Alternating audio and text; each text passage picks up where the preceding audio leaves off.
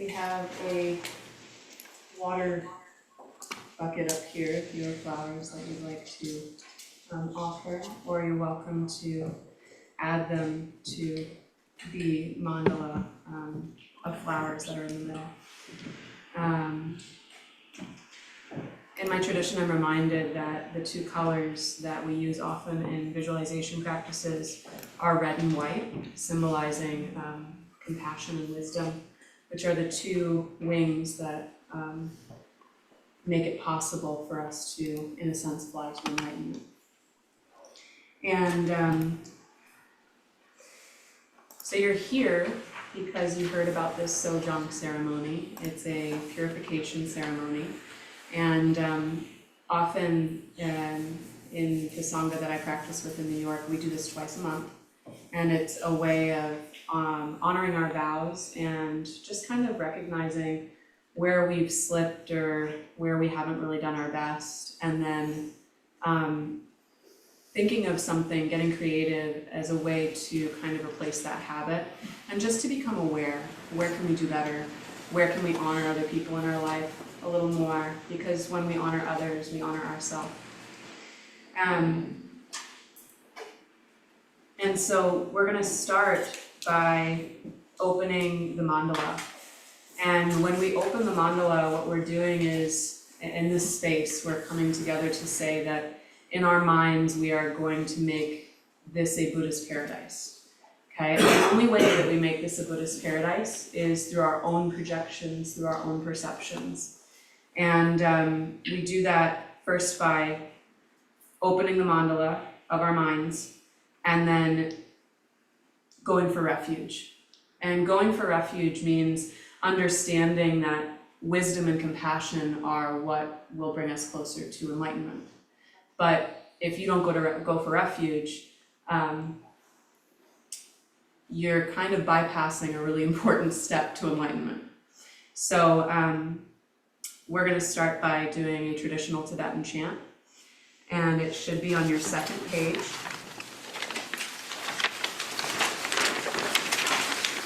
And I have a feeling some of you might not know this. So what I'm going to teach you is how to do the hand mudra if you'd like. But if you're like, no, that looks way too crazy, you can just put your hands in prayer. And you can listen to me recite this, or if you've chanted it on your own or you're familiar with this Tibetan chant, please join me. I do it a little slower than what you may have heard others do. So the mandala, you start by taking your hands and folding them over one another. Okay, and what you're going to do is you're going to put your thumbs on your pinky, and your middle fingers are going to rest back to back. And then your pointer fingers are going to wrap over each other. Or I'm sorry, over your second finger, your middle finger. Okay? And this is to represent that painting right there, which is not narrow. This is the universe. So in our mind, this is a representation of the universe. And that is what we are working on transforming, our own universe, the one that comes from our mind.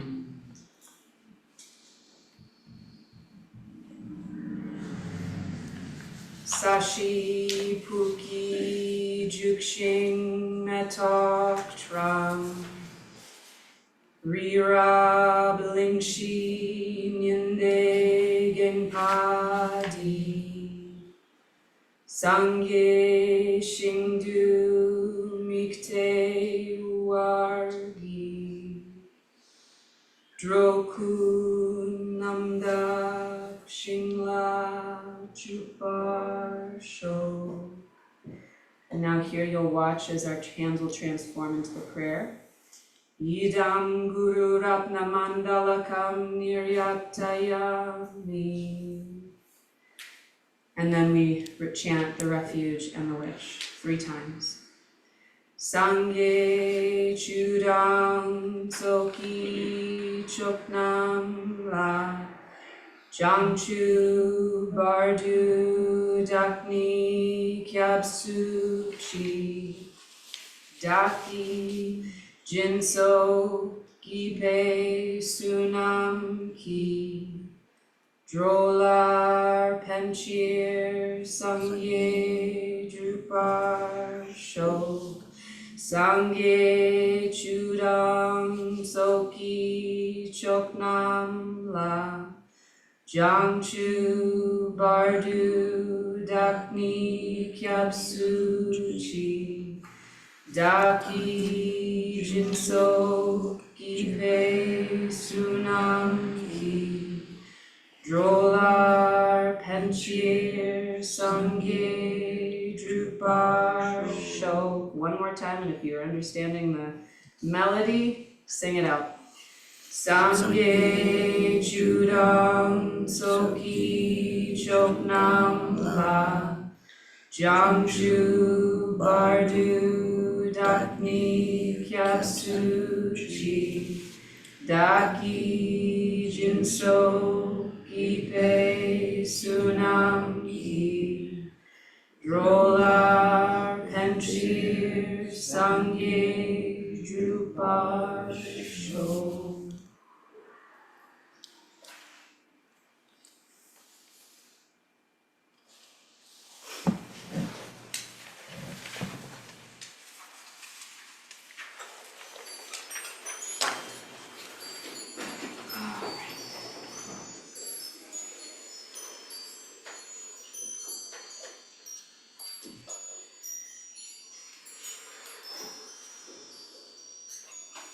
So this ceremony is, while it's normally practiced twice a month, we have the opportunity to offer it in a holiday ceremony or twilight ceremony here at the Grand Rapids Buddhist Temple. And I think it's a perfect time to do it at the end of the year because it gives us an opportunity to kind of look back at 2024 and see where could I have done better, where could I have improved. But it's not just that, it's also looking at the bright side. Where did I improve? Where did I do better? And often for a Westerner, it's really challenging to acknowledge that you do good things and you have a good heart. And we often feel kind of weird celebrating our goodness, oh yeah, don't worry about it, don't talk about me, I don't need to know about how good I am, shut up. So it's kind of the way that the practice forces you to go no, if you want to see goodness in your world, you need to recognize it. And you need to recognize it within yourself. Because if you don't, you're just going to keep habitually having that tendency towards negativity. And so we're going to start with a guided meditation, and we're just going to kind of identify some of those things that have come in that year or in the past year. And this meditation really is an important step in connecting with your mind and using the agency that we all have to draw yourself on an inner journey, okay?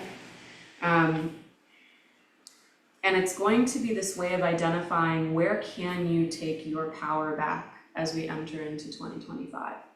Where can you make even just 1 degree of a shift? My teacher often points out that 1 degree may not seem like a whole lot, but if you take 1 degree and then add some time, it grows to be a lot more than what you think. But that's the thing, it takes time. Then you have to start somewhere. If enlightenment came in the instant gratification form, we would all be very happy. We wouldn't be sitting in this suffering life. But maybe that's why we suffer, is we need to understand that enlightenment takes work. It's not just handed to you. It's not just given to you. So please prepare yourself for meditation, whatever that means, whether you grab another cushion. I know I need 2 for elevating my hips. If you need to stretch a little bit, move a little bit, get the snot out of your nose, open up your airways, whatever it is. If you need to grab a cushion, put underneath your legs, go for that too. Whatever is going to make you comfortable. The idea being that you do want to forget about your body, so that way you can focus on your mind. okay? So I'm gonna give you a few minutes to just kind of get settled in. If you know you're already uncomfortable, potentially move to a different seat, okay? If you're like, wow, I can already feel this in my hips, move to a place where you're gonna be comfortable, seriously. Or like, grab the cushions from around you and stick them under your hips. Rearrange your legs, sit a different way. For those of you who maybe have tight hips, 2 pillows stacked,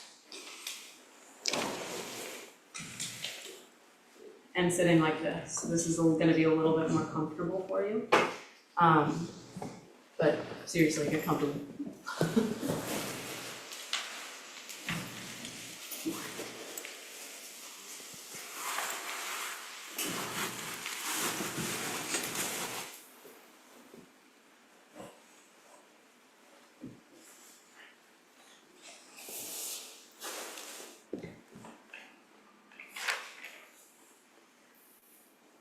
Beginning with a reminder of the 8-point posture of Vairocana.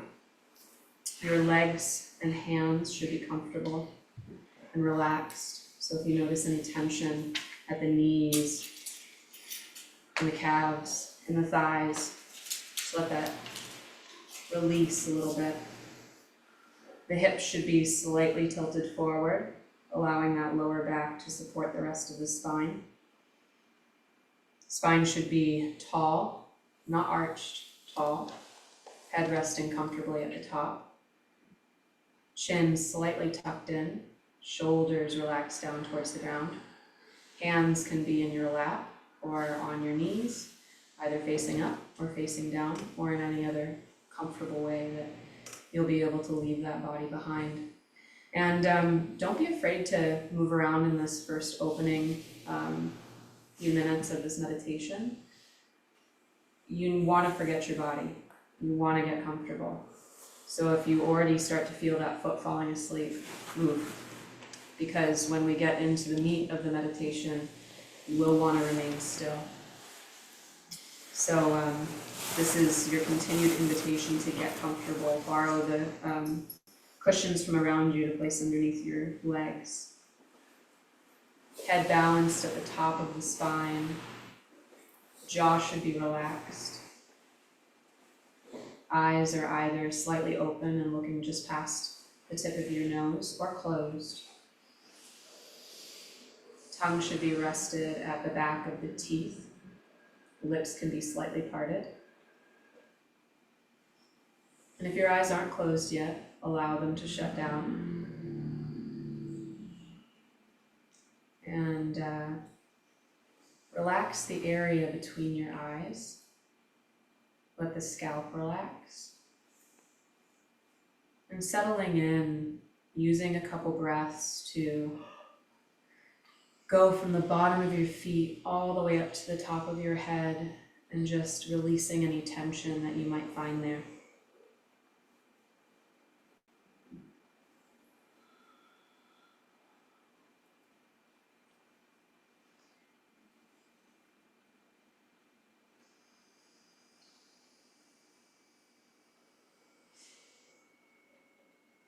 If your awareness is already noting areas of discomfort, shift and move. This is the part where we're going to start settling in to get really still so we don't disturb our neighbors.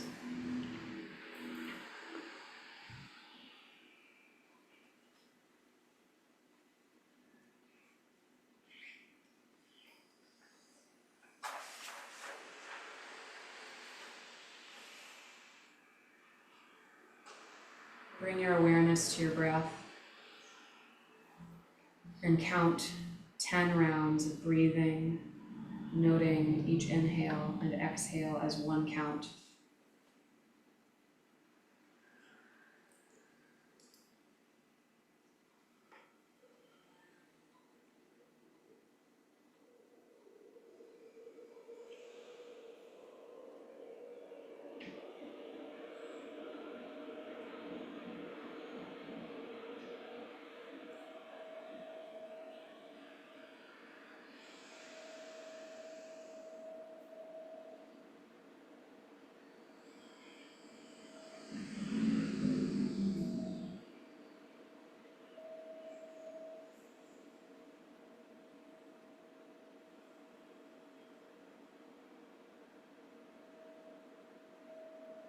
In your mind, start to imagine that you are in a comfortable place, and it could be right here. Sometimes we imagine that we're sitting in a golden room. And while you're there, bring to mind somebody that you consider a guide, and this is somebody that's going to guide you through this meditation. This could be somebody like the Buddha or a Bodhisattva. Maybe if you have a connection to Jesus, or some other kind of inspirational person that's in your life. This could be an author like Thich Nhat Hanh, practitioner, maybe the Dalai Lama or Pema Chodron, or maybe even your mom or dad. Somebody that you feel completely secure with sharing the inner workings of your mind. If you have a teacher, this might be that person. And as the image of them begins to develop in your mind, notice that they come to enter into this visualization. And they come and sit right across from you. Notice details about them, about their face, the compassionate look that they have. And think of all their good qualities, the warmth of their heart, their wisdom.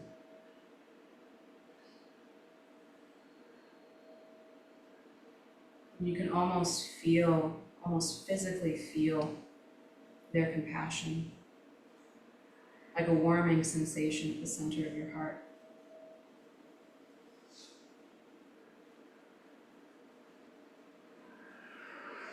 And they accept every thought, every word, every action you have ever done, loving you unconditionally.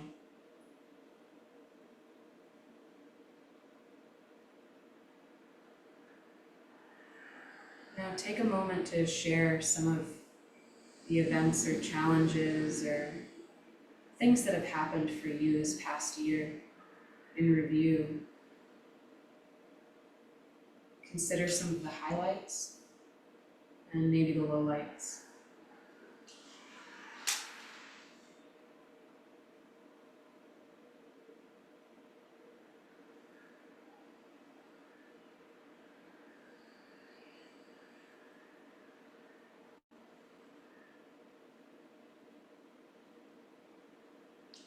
And as you're reviewing, identify one or two really powerful moments to you, ones that really gave you insight to your practice, or maybe realizing how your habit mind is no longer benefiting you, and share this with them.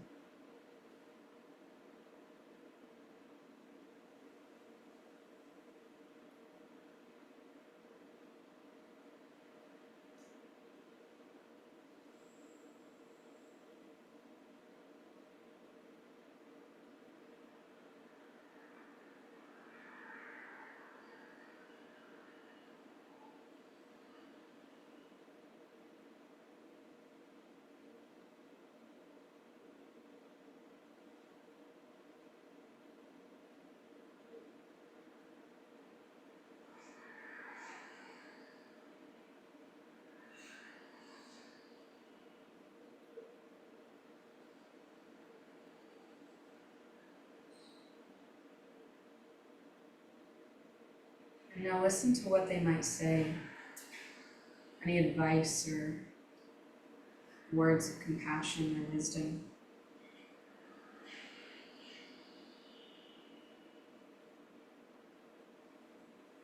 And if there are any moments of mistakes or regrets, acknowledge them with the same compassion and unconditional love that this person has for you.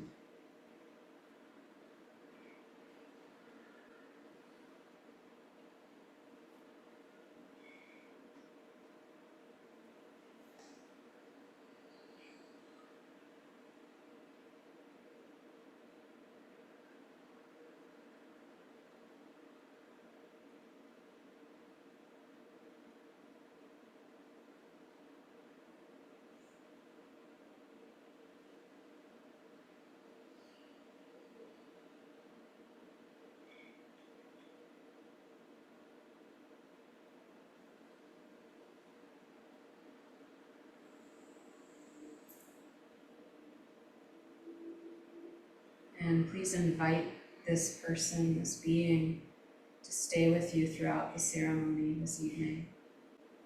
And allow them to shrink down to a small, small size, and they're going to float up to rise just above the crown of your head. Kind of like a spirit floating in a dream. And they'll stay there, providing you support throughout the ceremony and encouraging you to use this ceremony as a launching point for transforming yourself in 2025.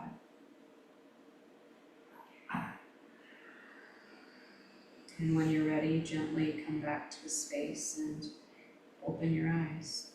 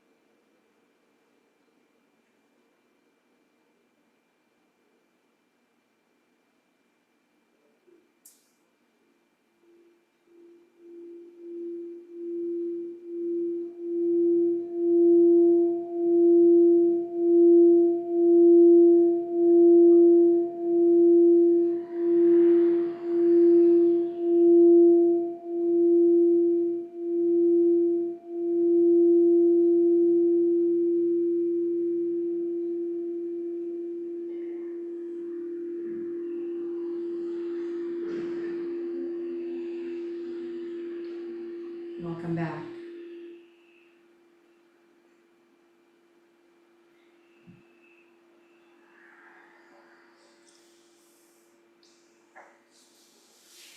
So Sojong, your purification ceremony, is taken from a sutra that the Buddha taught. And it's the teaching on the four factors. And the four opponent powers are what we use in this meditation, and we use in our purification ceremony. And what we're doing is we're going for refuge, then with intelligence, with understanding, with wisdom, we regret the things that we've done. This isn't meant to make you feel guilty. This is not like, beat yourself up and go, wow, I'm a horrible person. It's meant to go, wow, that was really unskillful and maybe I should do something different next time, and really looking like, how did my behavior potentially hurt somebody else? How did my behavior cause future issues for me, future suffering for me? And just being able to get real with yourself and being like, yeah, wow, I'm the problem. Yeah, it's me, okay? So it's not meant to beat yourself up. I hope all my Swiftie fans are appreciating that. And then you think of a remedy. What's something that you can do the next time that this challenge comes up? I often use the one of yelling at my kids. So when it happens all the time, they're 4 and 2. So those of you who have children probably understand, or maybe young siblings or cousins or whatever. I think of a remedy. What's something I can do to replace wanting to yell at them? And so my mom, there was one time my daughter was running around the room with something that she shouldn't have been running around the room with.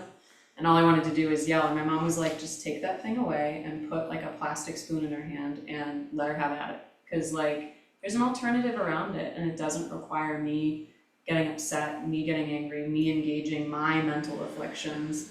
Because the more that I do that, the more I'm just gonna keep I'm gonna keep doing that. I'm gonna habituate my mind towards that. So what can I do instead? How can I get creative? In a sense, it's like playing improv. How can I change the way that I'm viewing the situation? And so then you say, I'm gonna stop for, and I think I did this backwards. You decide that you're gonna stop that behavior for a certain amount of time.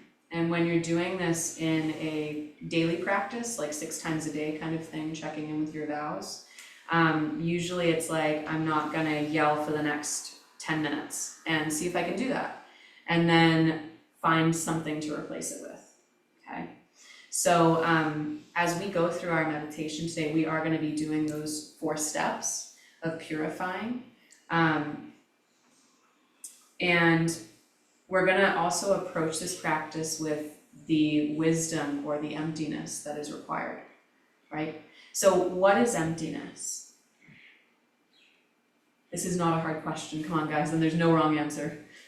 I might steer you a little bit in one way or the other, but you guys have been coming here. You're asking us? Yes, I'm asking you. What's that? Huh? What's that? Everything Depends on who you're asking.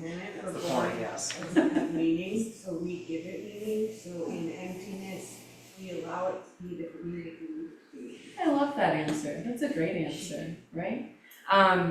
And the way that we would also put it is there is no inherent self-existence. It's not permanently what we think it is, right? So whatever meaning we place on it, and not to say that that meaning isn't essential. There's a reason that we all are able to like communicate with language, and that's important.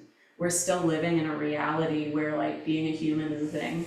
We're not Buddhas yet. We're not like bodies of light, you know? So until we get there, we have to function with what we have. But that doesn't mean that things are stuck and always permanent in what they are. Our mental afflictions included, you know? So applying emptiness to this practice is so important. And whenever we're going for refuge, that's what we're doing. We're going, wow, this world really isn't what I think it is. And how can I see the limitless potential within it? How can I see that things are different? They can be different. They don't have to be what I think they are, right? You can see the angry driver as, oh, well, they just need compassion. But that's still thinking of them outside of you. That's still thinking of them as not coming from you. How about instead you look at that angry driver as a teacher? Maybe they're a Buddha. Maybe that angry driver is going, wow, they're teaching you where you get triggered. Isn't that incredible? Right? And where else do we see that, you know, there's things that in ourselves where we find conflict and mental afflictions, we think that maybe they are caused by somebody else. But what they're actually pointing to is where in ourselves do we have work to be done, right? I'm not excusing some of the incredibly horrific behavior that happens in the world. That is not what's happening here. But what it is giving us an opportunity to see where we have agency, where we have power, where we can make different decisions to change how our mind sees the world. And so, understanding that we have this potential to transform our world, these ceremonies give us that opportunity to step into that version of ourselves, that more enlightened version of ourselves. With every time we come back to this, every time we come back to refuge, every time we understand emptiness. And it is no easy rabbit hole to go down, but you gotta start somewhere. And so the Buddha taught, number 1, the power of foundation. And he did teach these in a different order. And Tsongkhapa, who is the lineage holder, or who's the person who started the Gelug lineage that I study in, the Tibetan lineage, he's actually right up there in that photo in the yellow hat at the top corner. He rearranged these as a way to benefit the practitioner. And he started with the power of foundation, and this is going for refuge. And you want to imagine that refuge is like the floor that you push yourself back up against. It's the thing that you're going to be able to get back up against every single time you go back to practice. Like, all right, I've hit bottom, but there's a bottom. It doesn't just keep going. Like, I can push back up against this and recognize that all things are possible, and I just need to go through my practice again. And then you have the power of destruction, and this is identifying that thing that isn't serving you anymore. It's the purification part. It's like, I don't wanna yell at my kids anymore. I know it's gonna happen again, but what actions can I see how this isn't working for me and my kids? Can I see how being a backseat driver to my husband, especially around the holidays, is not a beneficial thing, right? Can I see how even just little small behaviors are just kind of causing more suffering than really benefiting me or others? And getting real with it, just like, yeah, I keep doing this thing and I can see how it's causing some pain, so maybe I can transform it, right? And so that's the power of destruction. This is the thing that is causing destruction in your world. And then you have the power of stopping, saying, I'm gonna choose that for the rest of the ceremony, I'm not gonna do that thing. And even that's enough. Even if you know you're not gonna come up with any challenges where that might come up, you're still showing your mind, you're imprinting on your mind that you wanna make a difference. And that is what counts. We often are looking at ourselves like we're not doing enough. We're not good enough. I should be doing more, right? And that's not the case here. Just thinking about it, just honoring it is enough. And I think that's something we all need to get better at. I know for me for sure. But keep doing it, keep coming back to it, right? If you're like, wow, all right, I did it today, maybe I could do it again tomorrow, but then you make a flub up, as my dance teacher used to say. And so you purify it and you try again.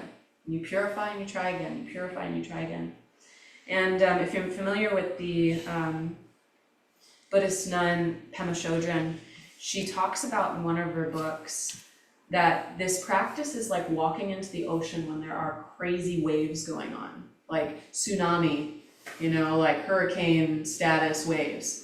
You walk out into the ocean, the waves knock you over, you get sand in your mouth, it sucks, but you stand back up and you try again. You walk back out into the water, the waves hit you again, you get sand in your mouth, and you get back up and you try again. And eventually those waves start to calm. And eventually the waves hit you and you don't fall down anymore. And eventually there isn't any salt water in your eyes, and then the water's calm. And that's what we're doing in our purification, is we gotta keep taking it, right? The only way to become an Olympic swimmer or the world's most famous opera singer is to keep trying, to keep doing that thing that you love doing, to keep pursuing past the challenges. And then you have the power of the antidote, which is replacing that action with something more beneficial. Say, instead of yelling at my kids, I am going to sing happy birthday at the top of my lungs. I am going to do something that will pull me back to the present moment and, in a sense, remind me that I am doing my best. I am just doing my best.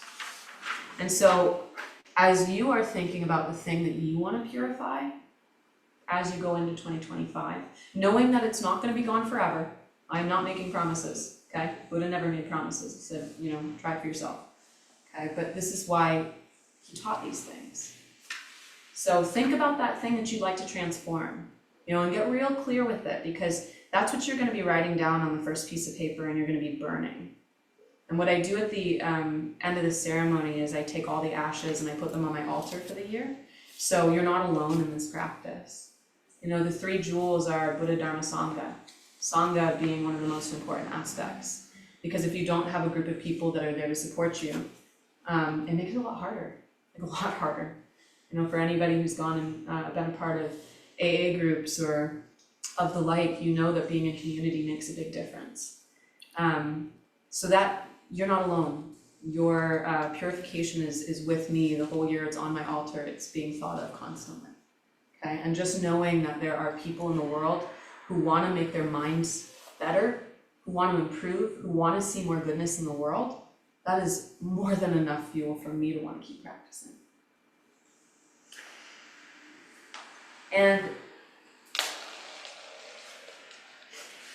so that's the power of the antidote. You find that thing that you want to replace your bad habit with, and you do it, right? It's your nicotine gum for your smoking addiction, okay? That's gonna be part of that thing that helps you get past it, all right? Whatever it is, get creative, like don't hold back, There is a term called Hoksam Namdak in Tibetan, and it's called personal responsibility. It's understanding that your world and your projections are coming from one place, you, okay?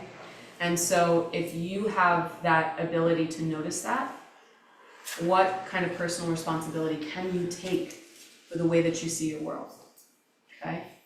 How can we pull away from the dualistic point of view and transform it? I want to read a quote from my teacher that he talked about in purification meditation teacher training I did earlier this year. And he asks, what do you want to purify so you don't receive the results? Meaning, if you keep yelling, as in the Tibetan tradition, you keep engaging with that negative mental habit or that negative tendency, you're gonna see more of it in your world. You will. And the karmic seeds that you plant in your mind, they'll multiply every single day. The more you have anger, the more you will see anger in your world. And it will keep coming. So if you want to transform anger, you'll pick the thing that you want to see less of in your world. Okay? You don't want to, if you plant the seeds of anger, you're going to get more anger in your future. It's cause and effect. It's what happens. We think we can get around it. We're like, oh no, I don't have to deal with that thing. I can get away with it. As we say in, I know in our tradition, we talk a lot about reincarnation or rebirth, and we consider the fact that this human life, this blip of a human life in our consciousness, is the causes and conditions for all the future rebirths that we have. And so while you might do something in this life, or maybe you see other people in your world doing things and then going, yeah, but they still haven't reaped the results. They do all these horrible things, but they have a really good life. Like they still keep getting, getting away with it. That means that in their past, according to the logic of the Tibetan lineage, that they must have done some really good stuff in their past life. Because it doesn't just matter what happens in this life. It's what all the lives that you've had since beginningless time. So while you might be like, wow, I'm a really good person, but I keep seeing all these bad things in my world, you're recovering from all the bad things you did in your past. Maybe not the past of this life, but the past of lives before. And so I'm not a Buddha yet, so I couldn't tell you how karma exactly works, but challenge yourself to consider where you can embrace and purify more things like your anger so you don't see that in your future. Okay, even if it's just for this lifetime, because I know not all people are like, the reincarnation thing, I could probably take it or leave it, right? All we have is this time now, okay? So what is it that you're going to do today in this ceremony to take with you into 2025 or leave behind in 2024, and then the thing we're going to talk about amplifying in 2025?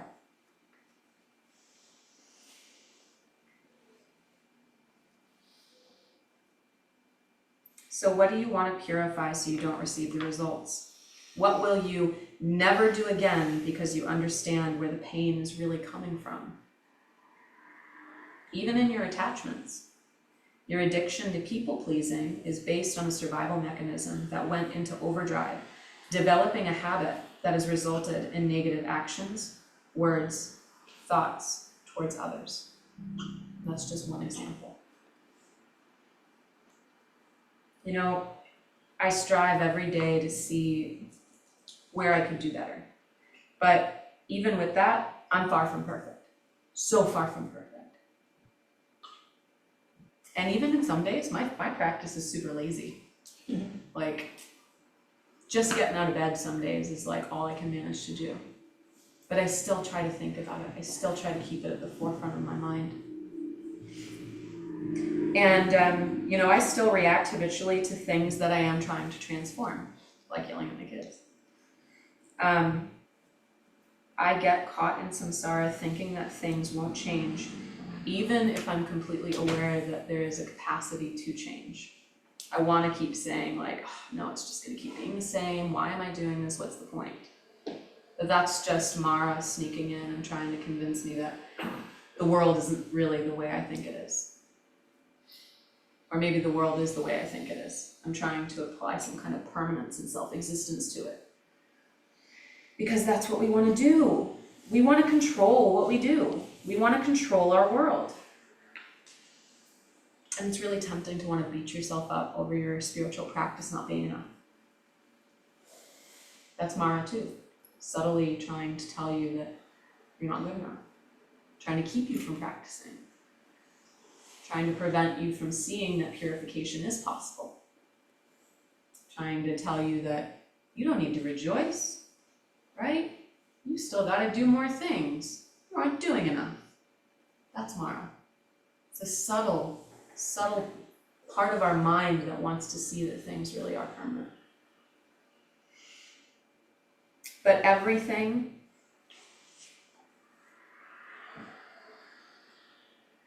I think isn't the way that I think it is. And it's really tempting to want to beat myself up. I cannot logically deny what the Buddha taught. I can't. And I also can't deny it for the sake of others. You know, the Buddha taught us a lot of things, the 4 truths, the 4 Arya truths as we call them, being that life is suffering, suffering has a cause, there can be an end to that suffering, and there is a path that leads out of that suffering. And while we learn about those 4 truths, we don't really realize them until we become an Arya. That is why they're called the 4 Noble Truths. They're noble not because they are some kind of higher truth. It's that once you realize them, your mind has become noble.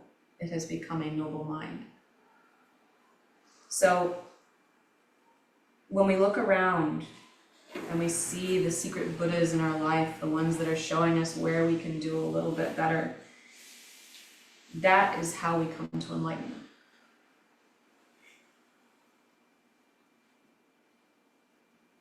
Think of one thing today maybe that irritated you. Just one thing. And if it wasn't today, maybe yesterday. Maybe on Christmas. Maybe you had a moment over the holidays with your family. When you think of that one thing, I'd like to get a few shares, if you don't mind. My roommate being passive-aggressive.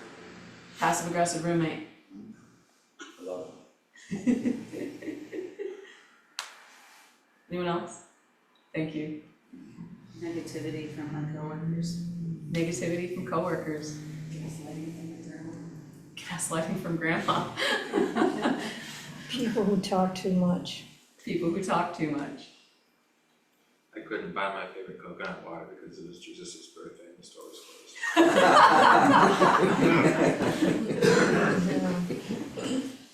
I noticed this week that I was really irritated by things not going the way that I wanted them to go. I thought I was gonna get off work early and I didn't.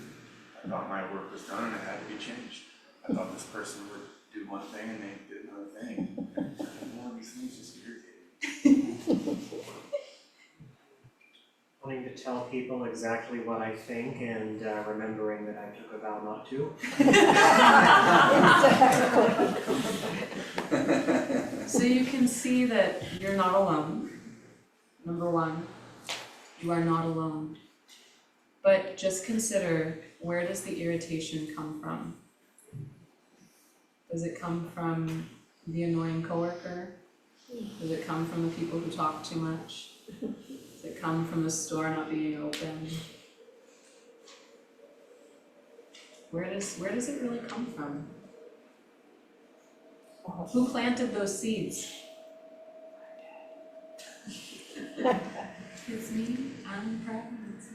Right? Everyone has a red arrow just pointing right at their mind. So if you know where it comes from, if you know its source, and you know that all things are changeable, can that be changeable too? Damn it, why does the Buddha have to be right?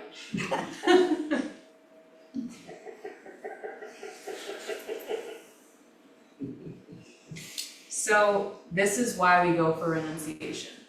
This is why we step into our temple every week or engage in a daily meditation practice or go for refuge throughout the day. We know that things are changeable, and so we commit to changing them. And the only reason that this is possible is because somebody decided to pass these teachings down from teacher to student for the last almost 2,600 years. And now, for a blip of your life, you have the karma to hear these teachings. There are lots of people out there who are not interested in this. They really want to just keep living their life in the way they want to live it. I have some close family that would like to just keep suffering. They are, in a sense, addicted to it. And it's not my place to change it. It's only my place to change my mind. What can I do about it up here to be more loving and supportive and kind to them? How can I keep planting those seeds of the 6 perfections? And that's personal responsibility. Plak Sam Nanda. Somebody had said, you know that famous photo of the construction workers sitting on that beam, I believe it's in New York, like thousands of feet way up in the air, and they're all just like casually eating lunch, like nobody's puking or like, you know, falling off or anything like that.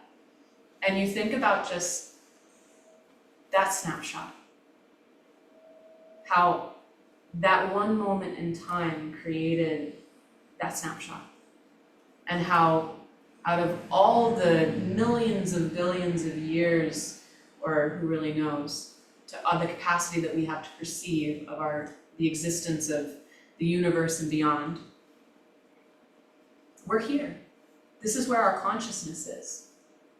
Sitting in a temple, around a fire, committing to purify and change the way that we see our world. Isn't that amazing? And it's not just me by myself. I'm here with all of you. It's amazing. It really is amazing. And so just remember that person, that being that was with you at the beginning. They're still above your head. We're going to go back into meditation, and we're going to invite another being to come and sit with us. So go ahead and get yourself comfortable. Stretch.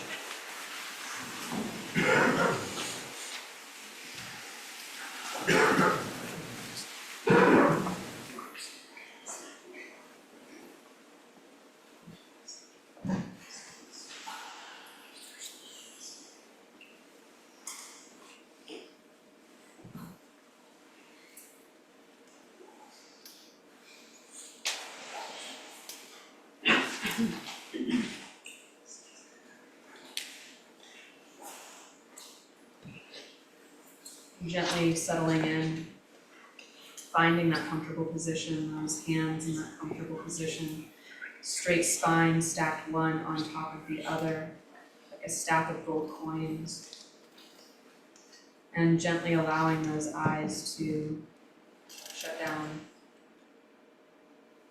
relaxing the shoulders, and making any of those last micro adjustments.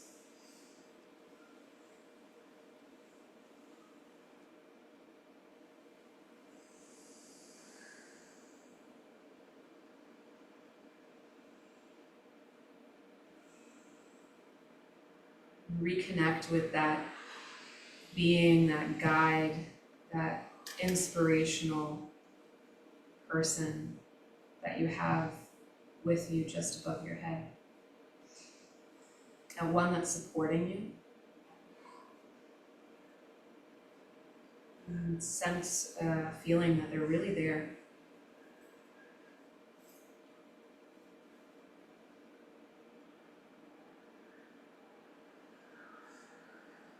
You can feel their unconditional love radiating down on you.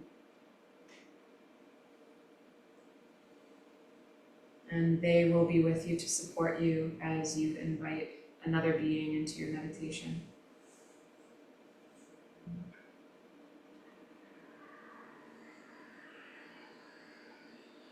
Picture in your mind the future enlightened version of yourself. This might be difficult to connect with, but allow whatever comes up in your mind to come up. whatever shape it takes, whatever features they have. They may even look like an alien from another place. Consider, what would it feel like to be enlightened? What would that state of mind be? And even though you may have experienced just glimpses, this being lives in that all the time.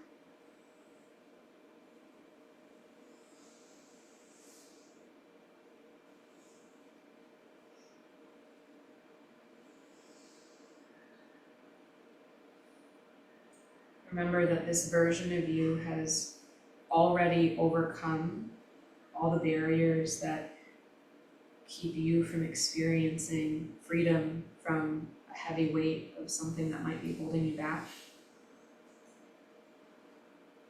And just by acknowledging them, we know that it's possible. We know that it's possible to transform and shift the way that our mind sees the world.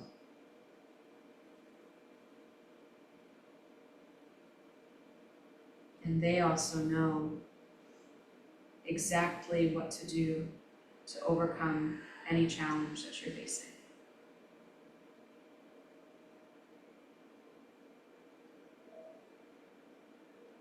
They invite you to bring to mind something that is weighing on you, something that you would like to purify. And you're going to share that with them.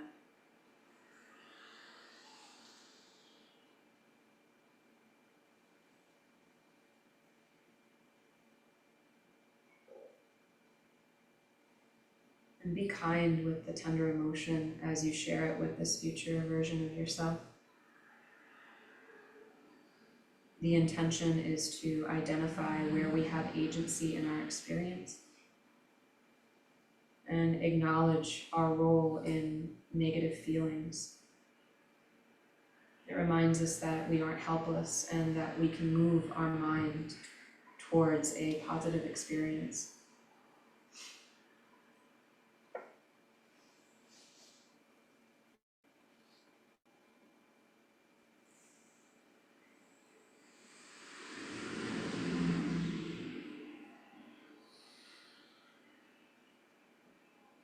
It's in this moment where we take personal responsibility for our role in our story, the one that can set us free from suffering.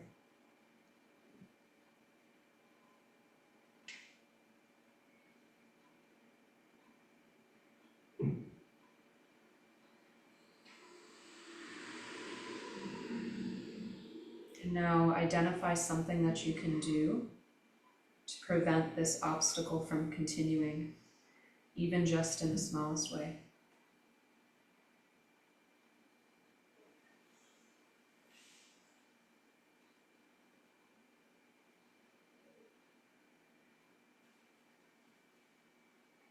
It may not come to you right away, but keep listening. It may come in a dream this evening. It may come to you tomorrow. But allow your mind to consider what that might be.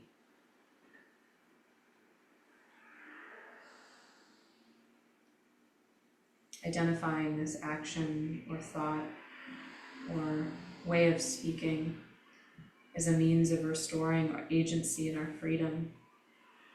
And it requires a commitment on our part, one that says, I no longer want to feel this way.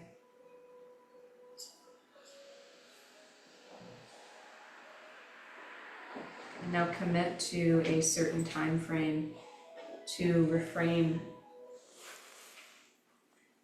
from thoughts, speech, or actions that might cause you to create more suffering for yourself in the future.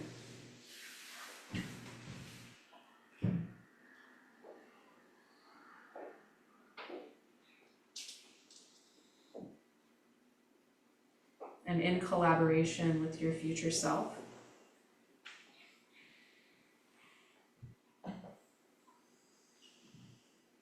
know that it's always possible to surrender to a new reality. It's always available to you.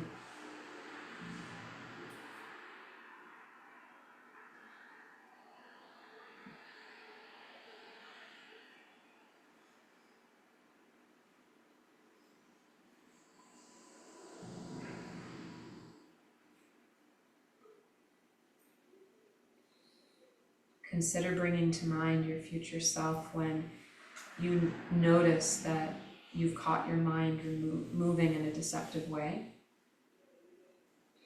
Even just doing that is a successful recoding in your behavior. And even admitting any limiting habitual behavior, that's a step towards relief. That is a step towards liberation.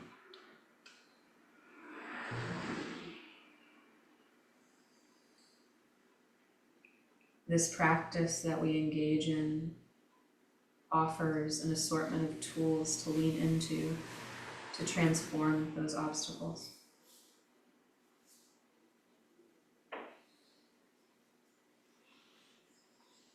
You can return to your breath. You can bring to mind that future enlightened self. Even just remembering that you have agency. Applying mindfulness in this way, you can choose to move your mind in a way that releases you from the grips of your monkey mind.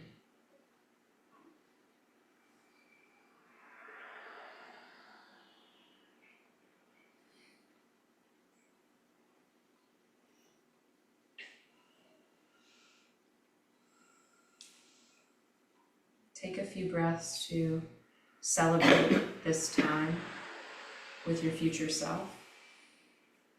And just even acknowledging where you know you could do better. Where you've made a plan to do better.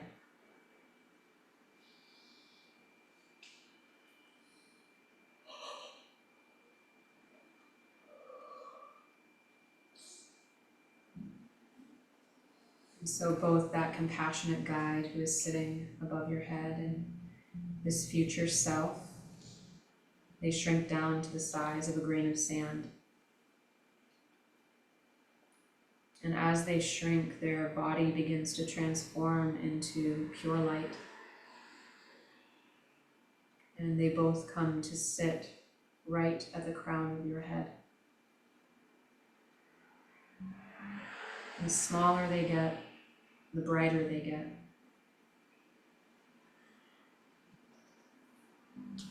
Notice the warmth of their presence above you.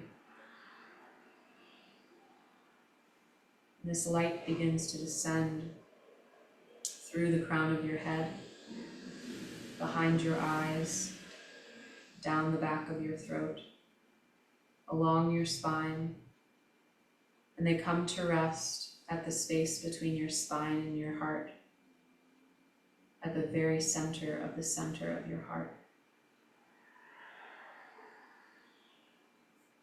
And with mindfulness, notice their light and wisdom dissolve into your very being.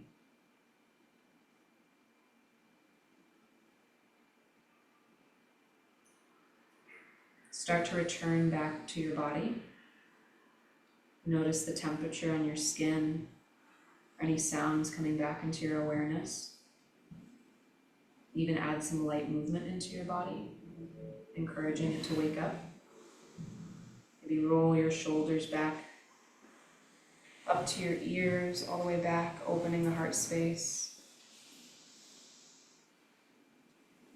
And when you're ready, open your eyes.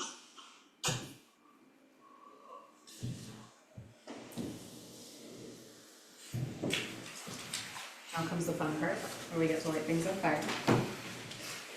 I know this is really the reason everybody's don't lie. There really is nothing higher than our mind. Our mind is an incredibly strong and powerful place. Anybody who's experienced anxiety or depression knows that for sure. Your mind is where you experience everything, even the most incredible moments of your life. You know? You can think of your lowest lows, but you can also think of your highest highs. And what a range. What a range that mind provides. And so in this ceremony, we're going to connect with both of those. Underneath all of our projections, we are already enlightened. We're already free from our suffering. It's just the causes and conditions that we planted in our past that force us to see the world in the way that we do. And so, for this purification, on your first piece of paper, you're going to identify that thing, which you've hopefully already identified through the meditations and everything that we've talked about. You're gonna write that down on your piece of paper, not right now, but soon. I know, I'm that kid in class who's like, tell me what to do and I'm gonna do it right now. But do it with intention. Do it with those 4 steps. Like fully understanding that this thing, this behavior that I keep doing, or this action that I keep doing, or these thoughts that I keep thinking, or the speech that I keep using is not benefiting anybody. So with intention, say, I'm gonna try and make this my goal for 2024-5. I'm gonna do my best to keep purifying this over and over and over again and returning to the wisdom of emptiness. We are baby Buddhas learning how to walk the path with ease. And this is how we do it, by continually returning. So I'm gonna turn on some sad music just to really get the feelings going. And when you feel like you've really connected with that intention, that's when you're gonna wanna light your paper on fire. And there are a couple lighters, there are also some candles, so whatever you feel safer with. The choice is yours, however you wanna light things on fire, just don't get too crazy. We would like this building to like still be here.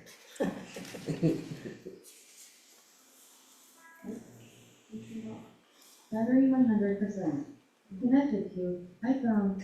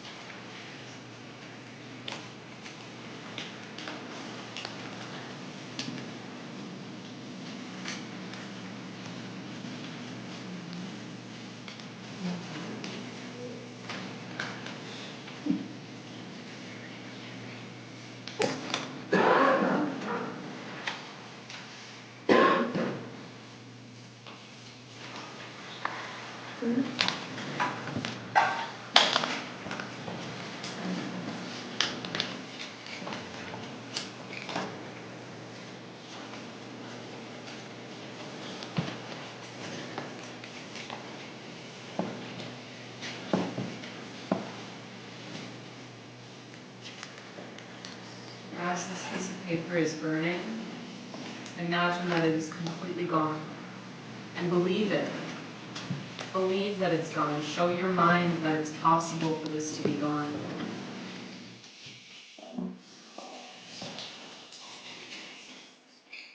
This smoke that comes from purifying is proof that it's gone.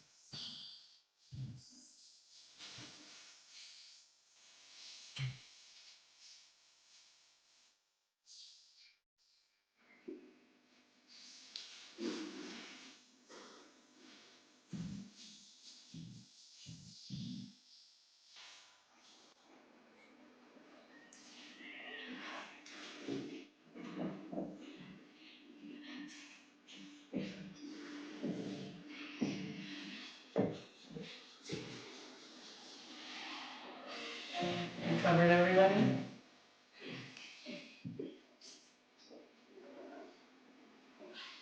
Know that just right then, when you burned that piece of paper, you made the mental inference to say that I want to see a life with less suffering. Like, you did that. You physically did it with a piece of paper, and you physically did it by writing it down. Just that action right there plants an incredible amount of karma for your future self to lean into and to know that hope is possible. And what I find really incredible is that there's people that want to do this. And we're not the only ones. There are Buddhists all over the world doing these ceremonies all the time. We just don't think about it very often. But please, please, please rejoice in the fact that you're here doing this together. And keep letting your mind move towards that goodness. Because if you keep returning to this, that is the path to liberation. That is what's saying that there is a world without suffering possible. But you have to keep going, you have to keep coming back. You can't get caught in the self-existence that we often really want to say is real. We get to pick what's real. So on your next piece of paper, you're going to write down a quality in yourself that you want to see grow. Something maybe that you're already good at, or something that is a really beautiful part of you that you don't honor often enough. A good place to, a good source of inspiration is the six perfections, not those. The six perfections. I mean, if you want to go that route, but it's a little backwards. I don't know, maybe that's some secret tantric teaching. Generosity, patience, joyful effort, ethics, concentration, wisdom. Or it's just some other thing about you that other people have really appreciated about you. But whatever it is, choose to amplify the thing maybe that your future self told you to amplify. Maybe the solution that they gave you to moving in that 1 degree towards enlightenment. Write that thing down, the thing that you want to see more of in your world. And really, really intentionally connect to it. And write as much as you would like really get into it. Use this as a means of rejoicing that there is a version of you that you can become. And when you do come up to burn it, you want to imagine that that smoke of all that goodness is covering the entire world, and that they too are going to experience this goodness that you are planting.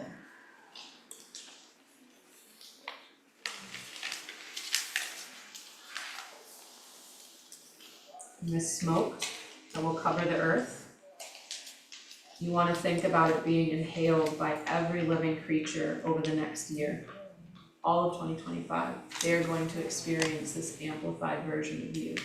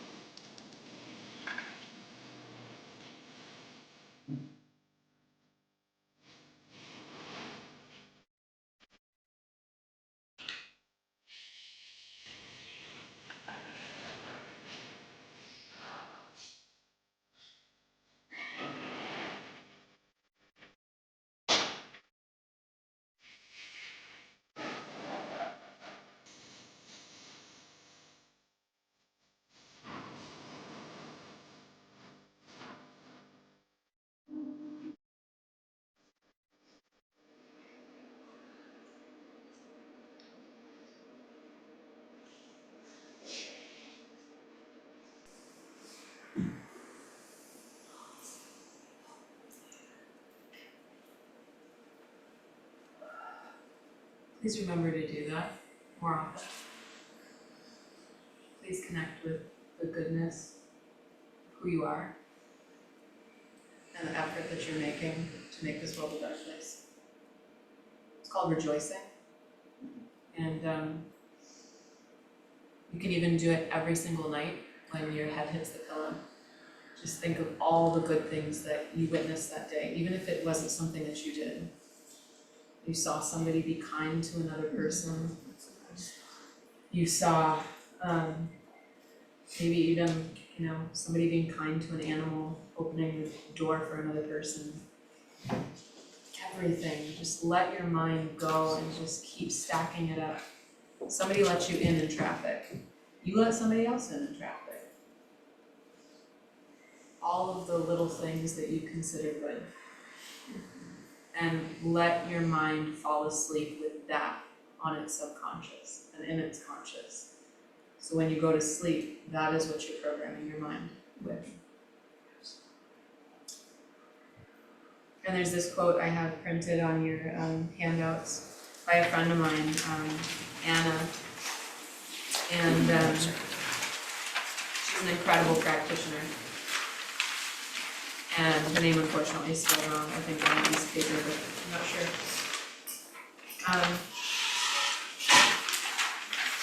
But Anna has taught me how to be a better practitioner.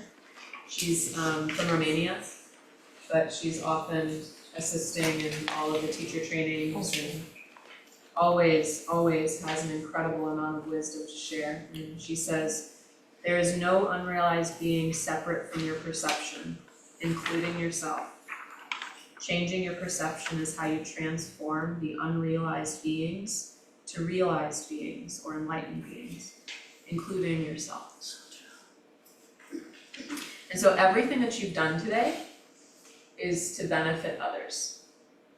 Because at the end of the day, where do those others come from when you perceive them? They come from your mind. So everything you're doing, whether you're habituating your mind towards negativity of irritation of others, to compassion for others, or engaging in noticing the goodness of others, you're choosing to habituate your mind. You have that agency. And so at the end, just for 1 minute, connect with that feeling that you are a force of good in the world, one that is desperately needed, and connect with that feeling at the center of your heart. And if you want to close your eyes, but just imagine if that feeling was pulsating out from the center of your heart as a beam of light. And imagine as it touches every single being, starting with those who are physically closest to you and moving out to those around you. Consider by starting by seeing those in this room. And as this light touches each being, it completely transforms their suffering, purifying every part of them. And that light stretches out beyond the walls of this temple, to the drivers on the road, to those in the cafe next door. Stretches out to the whole neighborhood of this area, the entire city of Grand Rapids. And then beyond to all the neighboring cities. This light continually pulsating out from your heart center, covering the entire state of Michigan, continuing on to the entirety of the United States, the entire North American continent, through the oceans and all the sea creatures there, purifying their pain and suffering too. All the way across to all the other continents on planet Earth, covering the entire world with this light. And this light, it's so strong, it's really so powerful.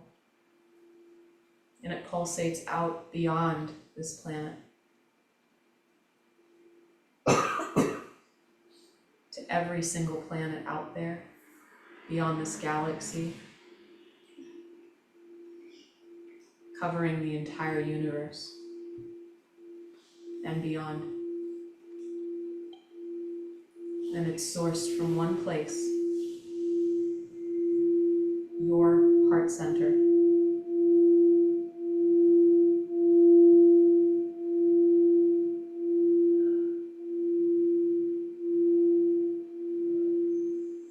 Gently allow that light to come back into your heart, coming away from the edges of the universe, from every galaxy, from every planet, slowly peeling away from the edges of planet Earth,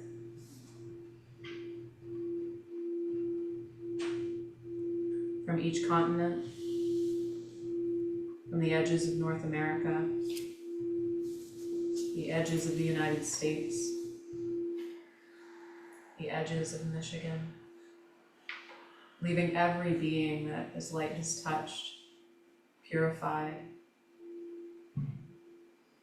gently coming back into Grand Rapids, gently coming back into the walls of this temple.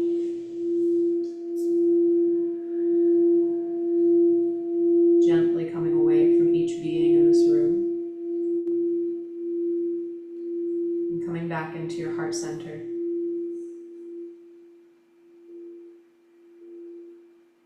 And on your next inhale, allow that light to dissolve back into your heart.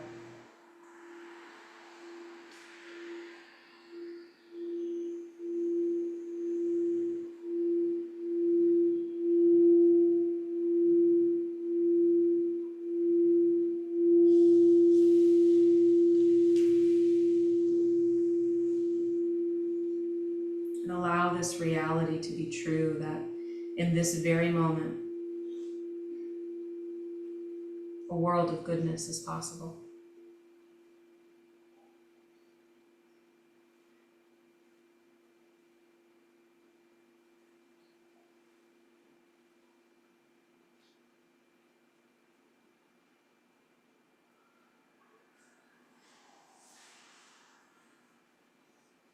And so lastly, we close the mandala.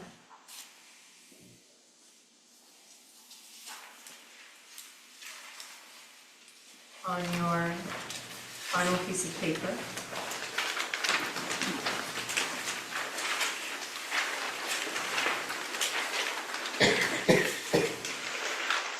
We will chant our mandala one more time. Really consider in your mind that it is possible to experience a Buddha paradise. That is what enlightened beings see all the time. It doesn't mean that they don't see that people suffer. It means that they understand how suffering works, and they understand where suffering comes from. And then we dedicate the goodness of what we've done here today, kind of like a so let it be, or if you're a Wiccan practitioner, so mote it be. It's kind of like that stamp that's saying, I am making this imprint on my mind to take this out into the world with me when I leave this cushion. And so back to our hand mandala, our hand mudra. Again, like kind of like interlace them, hands on the pinkies, ring fingers back to back, fingers over the middle finger. This is your perfect world.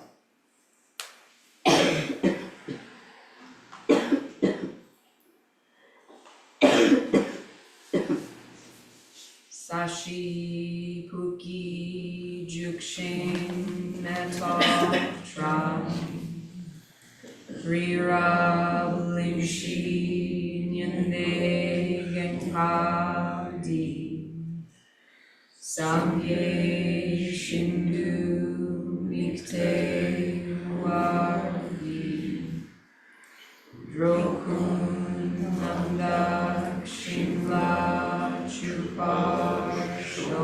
Can we transform our hands? Idam Guru Ratna Mandalakam Niryatayami. Now dedication of the goodness of a deed. Yewadi Kewokum Sunam Yeshe Tzoto Shin Sunam Yeshe Lejumwe Damba Kuni Topa Shok.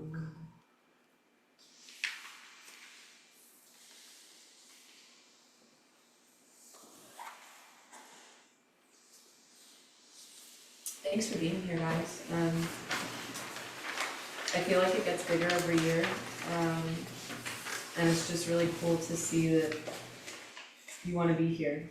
And thank you to all our friends online who are joining us. Hopefully you are able to hear decently this whole time. We did test the audio, and I believe it did work, but maybe not. So hopefully we were able to catch this and we're able to put this on YouTube a little bit later. Please take as much time as you'd like to be up here, sit with the mandala, sit with the flowers. But also there's a bunch of like treats downstairs that people brought, and it would be good to like socialize with each other and just check in. This is a pretty powerful ceremony if you allow it to be, excuse me. So like, you know, consider that what you're doing, especially with intention and deep emotion, can really make a dent on your suffering. So, thanks guys. Thank you. Thank you. The party.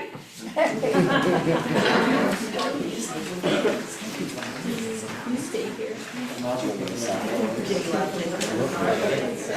Bye guys. Appreciate you.